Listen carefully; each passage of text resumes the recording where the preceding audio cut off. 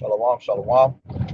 I'd like to start off by saying, Barakatah Yahawah, Barakatah Yahawashi, Paul Haloyam La Yahawah, Bahashem Yahawashi, Bahashem Rakakwadash. Double honors to the elders and apostles, great millstone, well, blessings and salutations to all gathered from Aqua listening in. Yahweh, Lord willing, and the lessons edifying. Brother Shabbat, I'm back at you with another lesson. And the title of this lesson is all right. It's basically going into today's holiday, today's paganistic holiday, which is Valentine's Day. All right, which that is a pagan holiday that our people, all right, in America constantly celebrate. Pretty much, it all goes back to the Greek and Roman customs. It all goes back to Greek mythology. Okay, and Salaki, I ain't got no scriptures on me. I got my phone, but kind of just freestyling and just going with the spirit. All right, but like I said, it's a paganistic holiday that our people are constantly celebrating every year. They go out of their way for these women too. You know, uh, you know, Speaking on the women, these men pretty much give their strength onto a woman on these days, man. Bow down to them, do whatever the hell they want. You know, that's something that women's supposed to be doing for us men on a daily basis, man. All right, you're supposed to be doing what we ask you to do, and when we ask, being in the street, we're not gonna be asking for some stupidity or nothing like that, man. But we're gonna ask you to act accordingly, But for you to sit there and have a certain day, these women use this day as a day for these men to bow down to them, right? These men are simple ass niggas, okay? Going out of their way, standing in lines for 3 hours to get some fucking roses. You paying $50 for some roses when you could just go to a damn garden and pick that shit out your damn self. You know, there shouldn't be just a one day that you want to sit there and buy your woman flowers and shit like that, man. You should buy you buy your woman if you have one. You buy your woman flowers, for any occasion, man. Not for some heathenistic, pagan ass holiday, man. That's wicked as hell. That's just gonna get your ass put to death for worshiping these damn holidays, man. All right, and it all goes back to Lupercalia. That's what Valentine's goes back to. They used to do wicked ass shit on those days, man. All right, there's a whole lot of rituals going on right now. You got these, Illuminati members that are doing rituals with children. Crazy ass orgies they used to have on these days.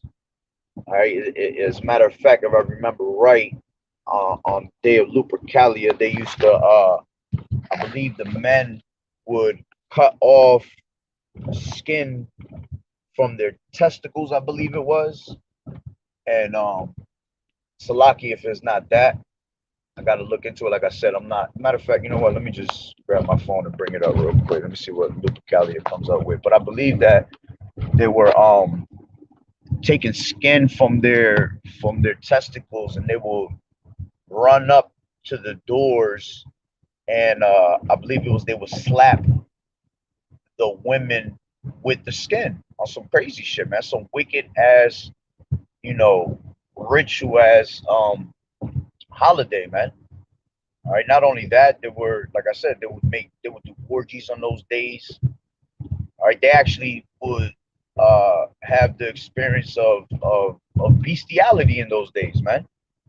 You had them people smashing goats. As a matter of fact, there's a statue. I brought it out on a lesson on a lesson last year where I actually showed the picture, and they actually had a statue, and it was a I believe it was a Roman statue, and basically the guy was, you know, having sex with an actual animal, man, and it was a whole goat. So the vibration behind this wicked, holiday, man, is more to it than you trying to tell your girl I love you and buy her some fucking flowers, or getting down on your damn knee to give her some Saturn worship ring. You know, it goes real deep. Hold on real quick. Let me see if this calendar comes up on my phone real quick. Like I said, I didn't have mine. So I just got off work. I'm driving at the same time. So let me see. Lupercalia. It says Lupercalia was a pastoral festival of ancient Rome observed annually on February 15th to purify the city, promoting health and fertility. All right. It says, hold on, I'm trying to go into it. In 1 second, is loading up. I'm in a badass area too with reception. Be patient.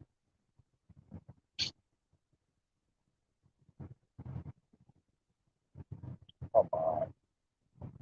Salakia. It says, there's another part. It says Feast of Lupercal. It says during Lupercalia, it says the men randomly choose a woman's name from a jar to be coupled with them for the duration of the festival. All right. So imagine you're probably committing all types of adultery, whether the woman has a husband or not. They're getting their name pulled out of a damn hat jar. All right. And they pretty much get to sleep around with this person, man.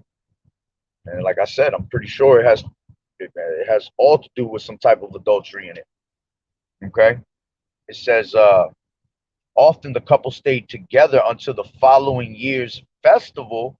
Many fall in love and married.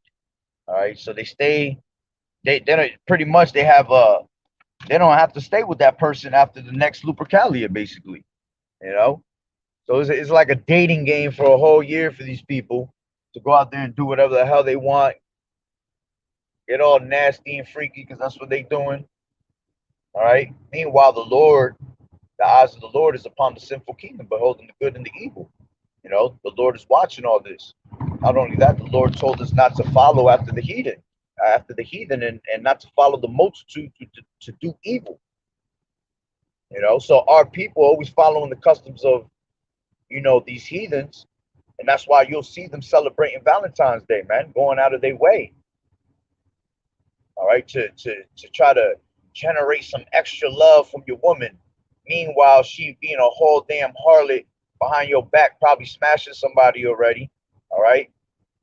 Or meanwhile, you trying to be a nice person on the day and, give her the most relaxing time just for you to go back to the same bullshit tomorrow of arguing and problems. You know, that's why you don't take it that far when it comes to this whole Valentine's bullshit, because it's all bullshit. You know, at the end of the day, we should be loving our wives and our husbands, you know, on a daily basis, not just picking one day. It's the same thing, almost like when you hear about this Mother's Day bullshit and the Father's Day bullshit, which that's all holidays that are wicked, man. All right, because you're exalting a particular person. You're exalting your father at that moment. You're exalting your mother. You know, when at the end of the day, we ain't shit. We are not to exalt ourselves. We are to let Yahweh Bashim Yahushua exalt us. Okay, but let me see, this takes forever to load. But it says, how did Lupercalia become Valentine's Day? It says it could have been a Roman bacchanal. All right. It says it could have been a Roman bacchanal. Lupercalia was celebrated for centuries in the middle of February, and eventually, as the Roman Empire became less pagan and more Christian, which is all bullshit because they're more pagan than ever right now. The same spirit of them pagans are back today and even worse. You know, these people are worse than than Sodom and Gomorrah. All right, so ain't shit get less. All right, it says in more Christian, was transformed into a celebration honoring Saint Valentine. See, going to a whole nother deity. Okay, another thing I believe they speak on Valentine's is, I know in April they speak about it. You know, going into Ishtar, the goddess of fertility and things like that. But I believe it's also mentioned in on Valentine's Day also. You know, also on that pagan holiday. All right, so it goes back to you, you know, Queen of Heaven spirit, you exalting a woman and putting her ass on a pedestal. You know, you basically allowing your woman to assert authority over your ass. Okay. It says, let me see if I could get something else real quick.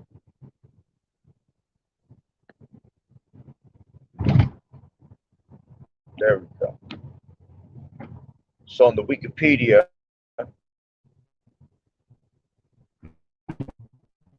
when it finally finished loading, there we go. It says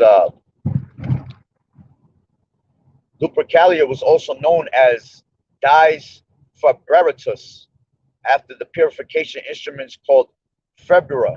All right, that's why it's in February. It says the basis for the month named Fabrarius. You know, basically going into February. All right. It says observances. It says sacrifices of goats and a dog by the Luperci, offering of cakes by the Vestiles, fertility rite in which the goat skin clad Luperci strike women who wish to conceive. You see? So it's already telling you sacrifice of goats.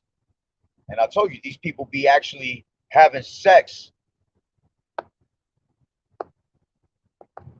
There's no sound. Can you hear me now? If you can hear me now, give me a thumbs up. I don't know why everything is bright on my end. It's showing that my voice is working and everything. So just give me a thumbs up if you can hear me. Thumbs down if you can't. All right, there you go. Okay. So going back, it says let me see, history. 1 second. It says the February was of an ancient and possible Sabine origin.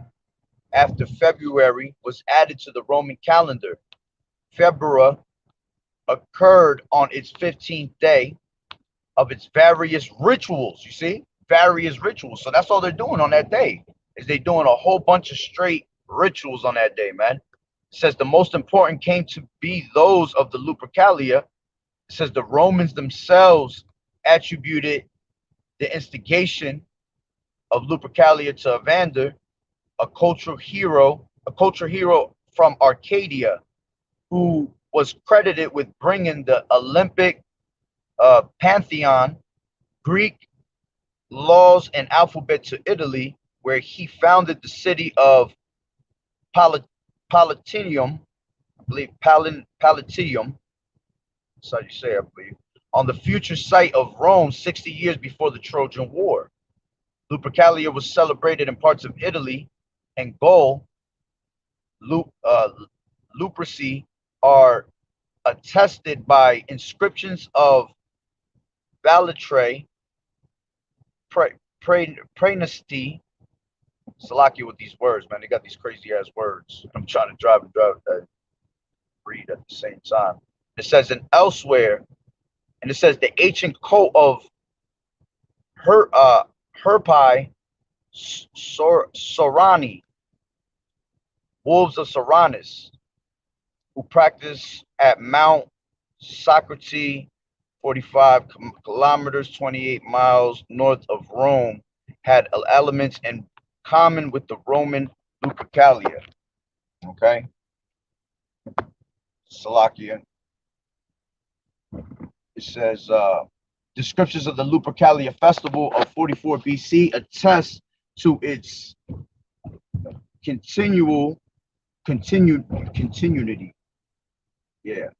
It says Julius Caesar used it as the backdrop for his public refusal of a golden crown offered to him by Mark Antony.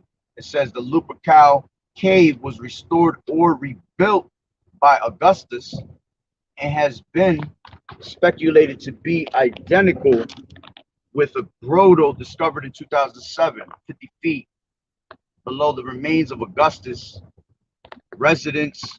According to the scholarly consensus, the grotto is Nymphium, not the Lupercal. The Lupercalia festival is marked on a calendar 354 alongside traditional and Christian festivals.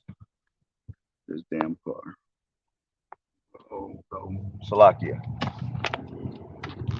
It says despite the banning in 391 of all non-Christian cults and festivals, Lupercalia was celebrated by the nominally Christian populace on a regular basis into the reign of the Emperor Anastasius. Okay, it says Pope Galasius claimed that only the vile rabble were involved in the festival and saw its forceful abolition. My bad. Abolition. I can't even say it right now. Salakia. Damn. I'm like doing 100 things at once. It says the Roman Senate protests that the Lupercalia was essential to the Romans' safety, to Rome's safety and well-being. This prompted Galatius' scornful suggestion that if you assert that this right has sultry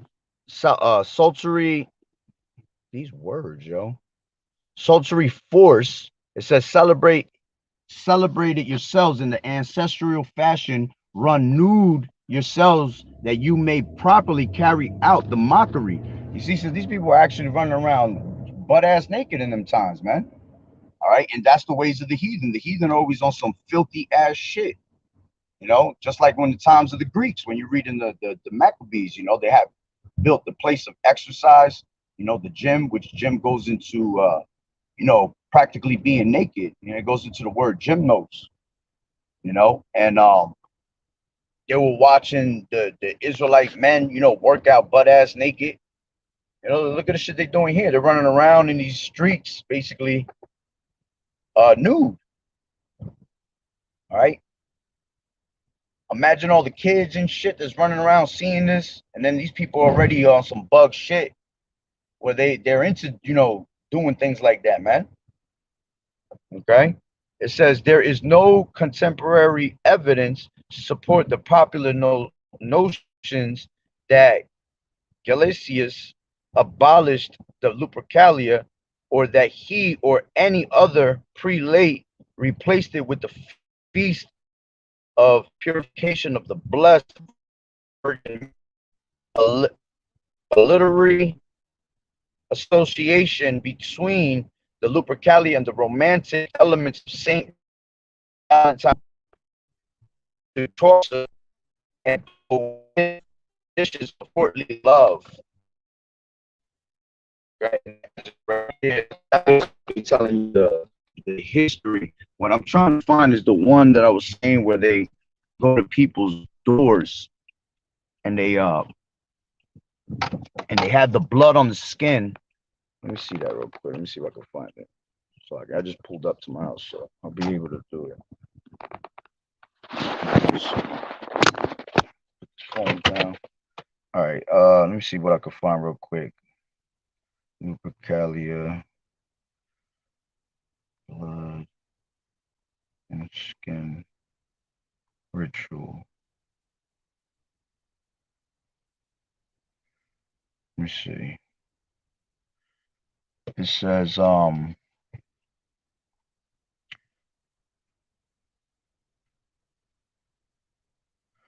It says, oh, that's not what it says. The sacrifices, ritual sacrifice. It says the sacrifices were performed by Luperci, a group of Roman priests. Afterwards, the foreheads of two naked Luperci were smeared with the animal's blood using the bloody sacrificial knife.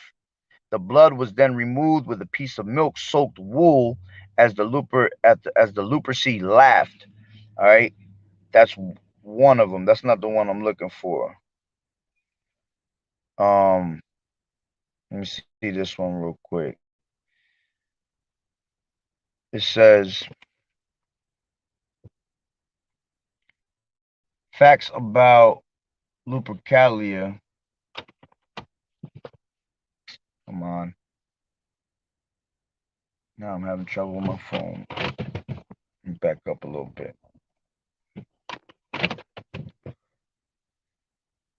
It's a process trying to catch this damn Wi-Fi everywhere. I can only read a piece of it because it's stopping right where it's at. But it says, after the blood, wool excitement, Lupercalia's main attraction was the runners, the sacrificed goats. The sacrificed goats' skins were cut into thongs. And see, that's what I want to see. I can't. It doesn't want to come out every time I press it. But it says that they were wearing the skin as thongs. So you can only imagine what they were doing with it on top of that. Like I said, they were doing something. I know they were doing something for sure, where they were going to people's houses and they were slapping people in the face with the skin of something. All right, and it had blood on it, you know, and that's just some straight nasty ass, wicked, filthy, customs that these people have. And here it is, our people out here trying to celebrate Valentine's and do all these, extra things today, and then some of these people get on some they get on some drug shit, to try to have an extra good time. Then they doing shit that they're not supposed to be doing. Then you falling into the ways of the heathen. Okay. It says 8 facts about Lupercalia, the ancient festival full of whippings and ritual sacrifice. It says sex, violence, and drunkenness. For centuries, Lupercalia was a major Roman party, surviving well into the rise of Christianity. And pretty soon, someone on your Facebook feed is probably going to claim that this holiday gave rise to our modern Valentine's Day. So, what's the true story behind the ancient Roman festival and its relation to candy and hearts?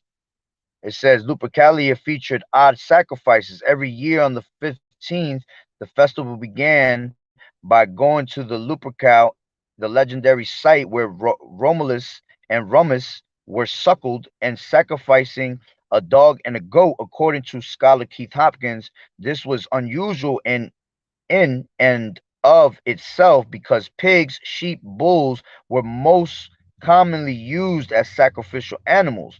The Oxford Classical Dictionary explains that next. The blood of these no would do that. Salakia. It says the blood of these animals was smeared with a knife on the foreheads of two youths who were of who laughed and wiped with wool dipped in milk.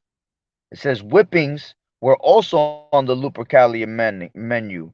After the blood wool excitement, Lupercalia's main attraction was the runners. They sacrificed goats. Goat skin was cut into thongs and possibly girdles to be worn by the athletes.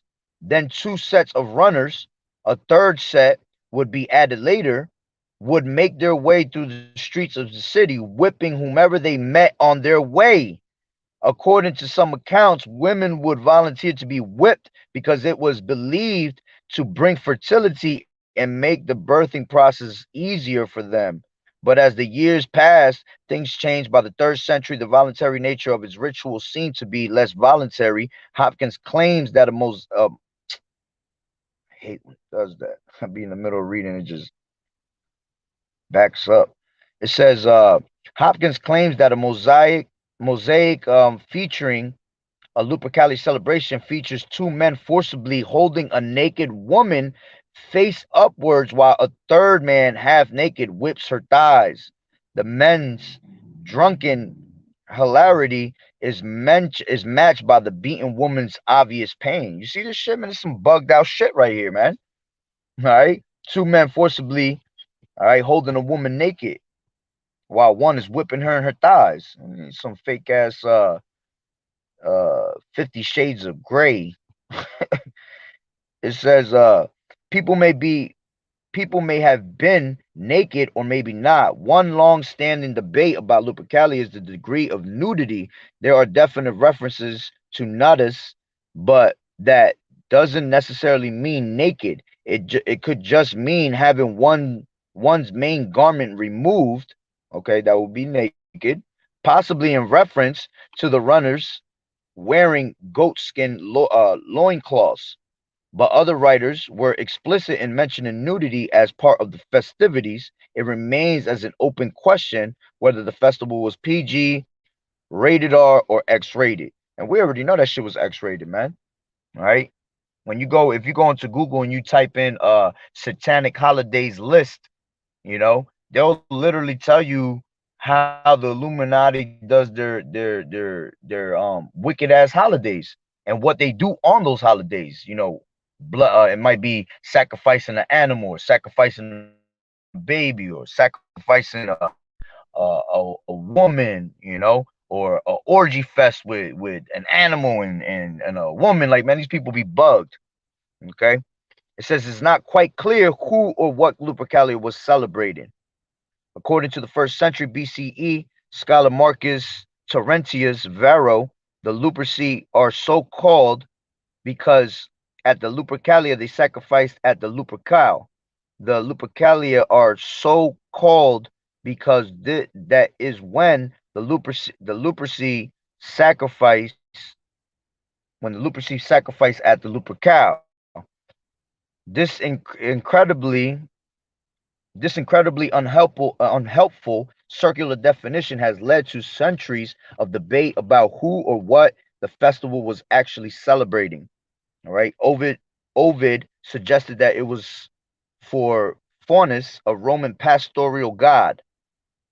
Livy said it was Ennius, the god of fertility. And Varro, see, they used a different one here, Inus. That's the name of Inuus, something like that. The god of fertility, which they have also, the one I mentioned earlier, Ishtar, which comes in the time of April. All right, and it's basically the same thing. They worship in the goddess of fertility. This one's the god of fertility. All right, and it says Varro said it was a wolf goddess named Luperca. Traditionally, the two sets of runners are related to the mythological founders of Rome, Romulus and Remus, who were suckled by a wolf. But confusingly, Livy says that the twins were ambushed by bandits while celebrating the Lupercalia, leading some scholars to suggest the festival predates Salakia, Romulus and Remus. Okay. Let's see what else they have here. Kaiser Julius Caesar was offered the crown. A pope criticized the Lupercalia festival. Despite what you heard, Lupercalia probably has nothing to do with Valentine's Day. Yeah, all you gotta do is go into facts about Lupercalia, and they'll give you a whole bunch of different history. This article is pretty long. All right, but like I said, it was just a couple little points to bring out what they do on these wicked ass holidays, and our people out here celebrating, not knowing what's the true meaning of this holiday, you know, of holiday of wickedness. Okay, let me grab a scripture real quick. This is grab that real quick. This is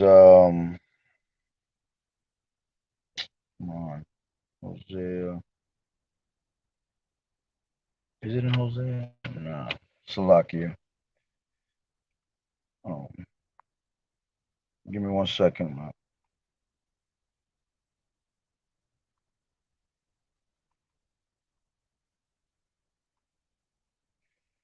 Give me 1 second, Salakia. Okay, what this one was this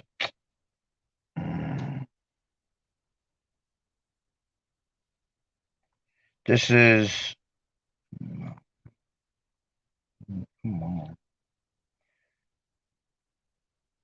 Jeremiah 10:2. And it says, Thus saith the Lord Yahweh Bashem Yahweh Shai, learn not the way of the heathen. All right. And what have we been taught, going through school, all our life as kids, we always heard about Valentine's. They make sure that they push that agenda on you. They promote it, you know. They have you passing out cards to your whoever you like in your class. This is how they drill this holiday into your mind and make you celebrate it. All right. Thus saith the Lord Yahweh Bashem Yahweh Shah, learn not the way of the heathen, and be not dismayed at the signs of heaven, for the heathen are dismayed at them. All right. And as a matter of fact, these heathens, this is why they go crazy when they hear this word. All right. Because they're afraid of this word at the end of the day. Okay. But the point was, learn not the way of the heathen. All right. Another one I want to grab. This is Amos 5, telling you. I'm going to grab Amos 5, and then I'm going to grab Isaiah 1. Amos 5:21. It says, I hate and I despise your feast days, and I will not smell your solemn assemblies. Though ye offer me burnt offerings and your meat offerings, I will not accept them, neither will I regard the peace offerings of your fat beasts. Take thou away from me the noise of thy songs, for I will not hear the melody of thy vows. But let judgment run down as waters, and righteousness as a mighty stream. You see, so the Lord is telling you that he hates and despises the feast days that these people are celebrating on this side, man. All right. And he's pretty much telling you that just let judgment run down as waters. So for you celebrating these holidays, all right, that are not the holy days of Yahweh Bashem Yahweh Shai, all right, judgment is gonna come upon you. This is Isaiah 1, and I believe it's like 24 around there. This is,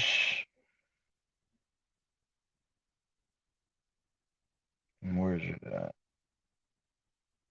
I don't know if this is the right chapter.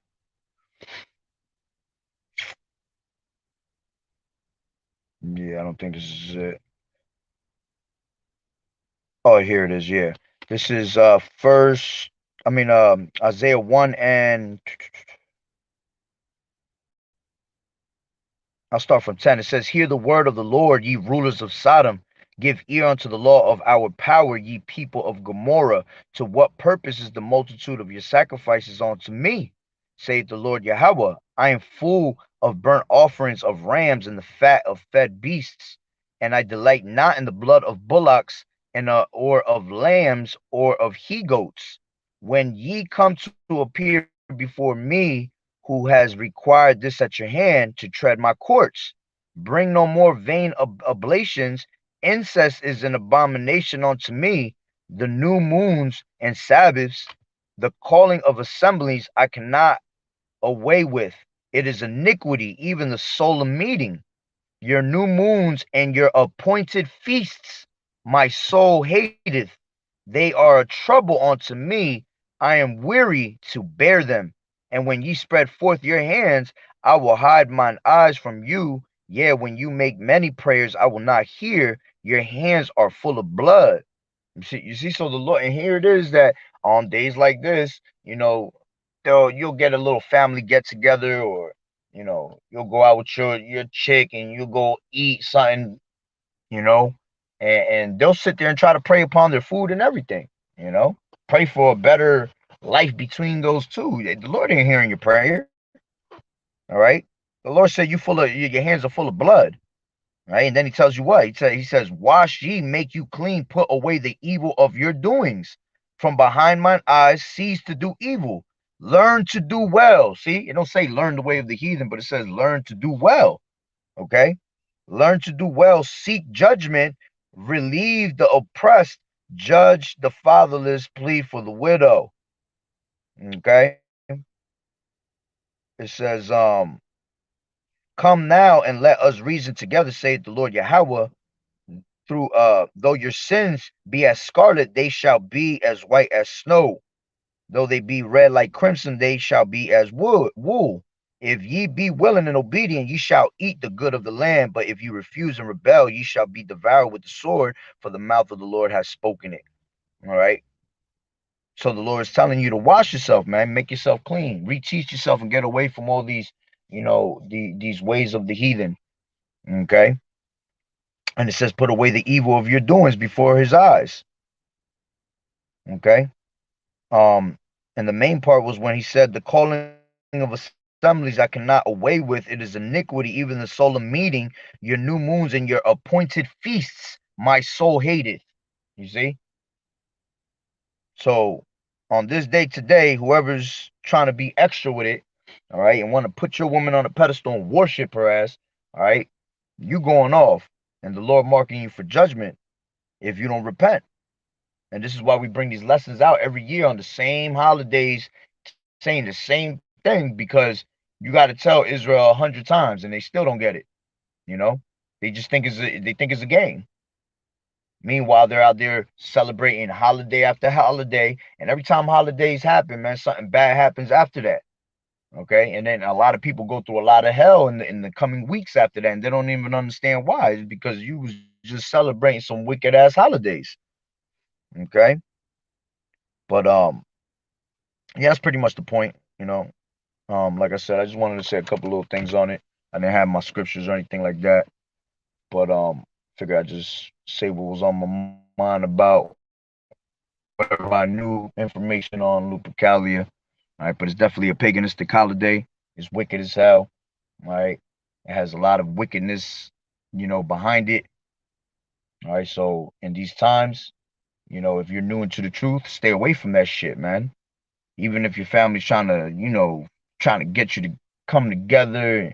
Oh, let's just be together for the family. It's not about the holiday. Nah, fuck that. Because you just gathering yourself together around that time is gonna bring that wickedness out. It's gonna bring a certain spirit, a familiar spirit, and that familiar spirit is quick to hop on your ass because it's familiar. So it knows you, all right, and it knows how to get your ass. All right, so I'm gonna leave it at that through the spirit and power of Yahweh Bashem Yahweh Shah, Lord willing that the lesson was edifying. The water Yahweh Bashem Yahweh Shah for resting upon me to make this lesson. So with that being said, Kol Haloyim La, Yahweh Bashem Yahweh Shah, Bahashem Rakak Wadash, double honors to the elders and apostles of Great Millstone who rule well. Blessings and salutations to the hopeful elect that scattered abroad, the Hakim and the Akwat that was listening in. Yahweh Ratazah, Lord willing that the lesson was edifying. To the next one, Shalom.